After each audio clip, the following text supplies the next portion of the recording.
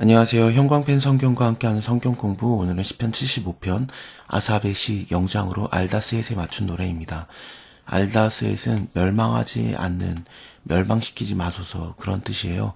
저번 시간에 보면은 멸망당할까봐 굉장히 좀 두려워했었거든요. 하나님 어째서 우리를 영원히 버리시나이까, 어째서 주의 치는 양을 향해서 진노의 연기를 바라시나이까 그랬었는데, 오늘 시간에는 하나님 멸망시키지 마소서라는 그런 곡조에 맞춘 노래를 하는 거 보니까 좀 연결성이 있습니다. 하나님이여, 우리가 주께 감사하고 감사함은 주의 이름이 가까움이라. 사람들이 주의 기사를 전파하나이다. 기사라는 것은 좀 기이한 일들, 그러니까 놀라운 일들을 말하는 거거든요. 주의 말씀이, 하나님께서 말씀하신 것이 내가 정한 기약을 당하면은, 그 기한이 되면은 정의로 판단하리니 땅의 기둥은 내가 세웠거니와 땅과 그 모든 거민은 소멸되리라 하시도다. 셀라. 마지막 때를 말하는 느낌이 있죠.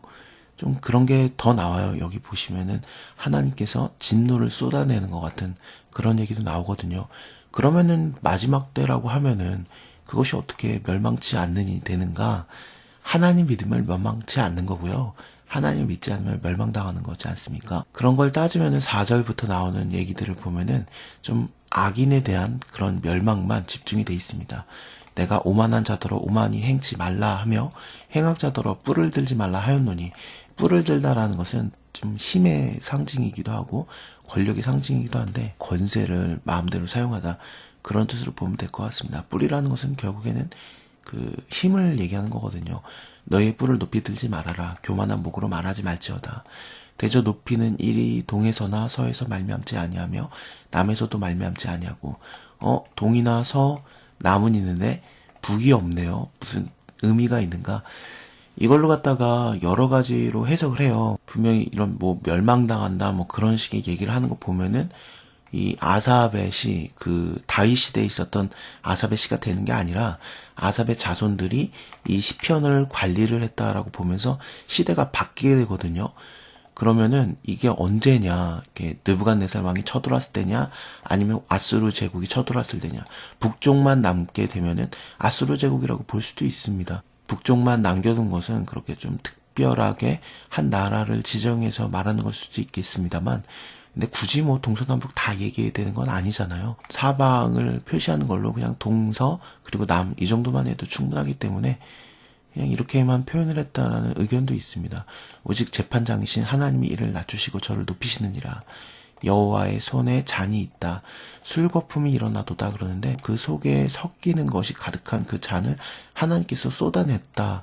이 섞는 것도 뭐 물이라든지 그런 걸 섞어가지고 희석을 시키는 게 아니라 이 술 자체를 강하게 하기 위한 그런 재료를 넣는 거라고 보고 있습니다. 실로 그 찌꺼기까지도 땅의 모든 악인이 기울여 마시리로다. 하나님의 진노의 잔이 쏟아졌고 그것을 그 악인들이 마시게 될 것이다 라는 표현이거든요. 이런 표현이 굉장히 많이 나와요. 일단은 그 요한계시록을 보면은 그 16장에서 하나님께서 진노의 7잔을 쏟아내시는데 그때마다 엄청난 사건들이 일어나거든요. 그것을 생각할 수도 있고요.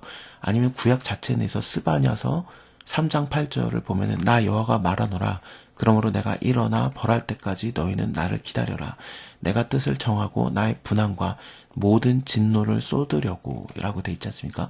여기 모든 진노를 쏟는다라든지 아니면은 그 나의 때 이런 것들을 생각할 때 또 열국에 대한 것들, 그런 것들을 생각해 보면은 지금 시편과 굉장히 연관이 있는 거죠. 시편에서도 주님의 말씀이 내가 정한 때에, 그때가 되면은 정의를 판단하겠다, 그리고 뭐 쏟겠다, 이런 표현들이 나오니까요. 근데 나는 야곱의 하나님을 영원히 선포하고 찬양하며 또 악인의 뿔을 다 베고 의인의 뿔은 높이 들리로다.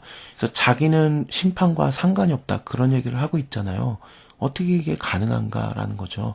분명히 하나님의 마지막 때라고 본다면은 모두가 다 심판받은 때인데 자기는 어떻게 심판을 안 받고 하나님을 찬양할 수 있는가. 영원히 선포한다는 것 자체가 자기는 뭐 전혀 문제가 없다, 그런 뜻이지 않겠습니까? 이것은 예수님의 십자가 때문에 그래요. 마태복음 20장에서 그 세베대의 아들의 어머니가 그 아들들, 그러니까 야고보와 요한이거든요.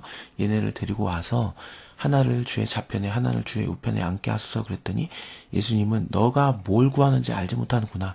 나의 마시려고 하는 잔을 네가 마실 수 있느냐라고 하는데 이 잔, 예수님이 마시는 거예요. 하나님의 분노에 쓴 잔.